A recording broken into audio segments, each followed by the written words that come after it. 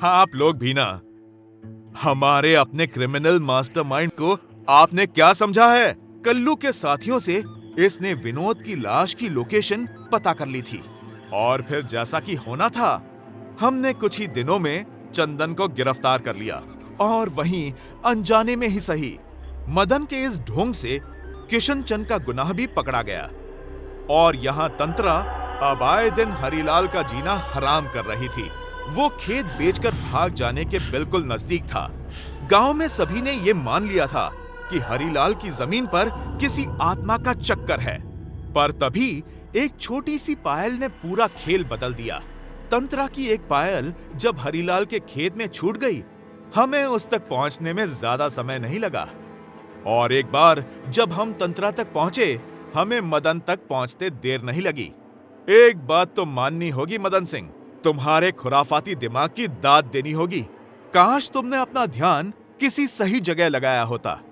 साहब, मतलब अब से मेरी फसल खराब नहीं होगी? मदन ही तुम्हारी फसल में कोई रसायन डालकर उसे बार बार खराब कर रहा था। क्यों मदन? हाँ, शायद सब मैंने किया है, मुझे सजा मिलनी चाहिए। हरिलाल, तुम्हारी फसल अब एकदम शानदार होगी, तुम चिंता मत करो। पर ज्योति की लाश ढूंढे बिना क्या आप ये केस क्लोज कर पाएंगे? ये आपने सही याद दिलाया। मदन सिंह की बताई जगह पर हमें एक कंकाल मिला है। फॉरेंसिक रिपोर्ट्स आज सुबह ही आई हैं। वो कंकाल किसी औरत का ही था और उम्र भी ज्योति वाली ही है। और जानकारी के लिए आप लोग हमारे प्यारे साठे जी को कभी भी परेशान कर सकते हैं। धन्यवाद। क्या बात है, वाह वाह, बहुत खूब, जीते रहो, वाह, बहुत खूब, क्या बात है, बहुत बढ़िया, वाह वाह वाह। कुछ देर बाद, अरे चलना, क्या देख रहा है? विजय को लगा उन्होंने कुछ देखा, पर जब विजय बाहर गए उन्हें कुछ नहीं दिखा। सर, अरे सर, कहां चल दिए?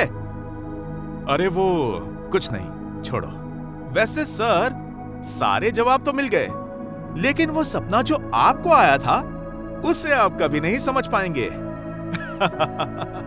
साठे, रात गई बात गई। लाओ चाबी दो जीप की, एक काम है, आता हूं। कुछ ही देर बाद इंस्पेक्टर विजय सीतापुर जाने वाली सड़क पर निकल पड़े। न जाने क्यों, पर विजय खुद को इस मंदिर में आने से नहीं रोक पाए। क्या सच में कुछ है जो इंसानी नजरों की जद से बाहर है? क्या सत्य है, क्या कल्पना? हर चीज एक अलग सी लग रही थी। न जाने क्यों विजय को ऐसा लग रहा था जैसे वो नई आंखों से दुनिया देख रहे हो। अरे देखो कौन आया है। विजय को लगा जैसे वो इस चिड़िया को जानते हैं, उससे बात कर सकते हैं। अपनी भाषा में अपने मन की बात कहकर वो चिड़िया उड़ चली, खुले आकाश में, एकदम आजाद। तो दोस्तों, यहीं खत्म होता है वो कौन थी का हमारा सफर। उम्मीद है आपको ये कहानी पसंद आई होगी। आपके समय और आपके प्यार के लिए हम तहे दिल से आपका शुक्रिया अदा करना चाहते हैं। यदि इस कहानी से आपको किसी भी प्रकार की कोई आपत्ति हुई हो तो हम विनम्रता पूर्वक क्षमा प्रार्थी हैं। हम आगे भी आपके लिए ऐसी ही दिलचस्प, मजेदार और रोचक कहानियां लाते रहेंगे। उम्मीद है आपका प्यार यूं ही बना रहेगा। थैंक यू, धन्यवाद, शुक्रिया।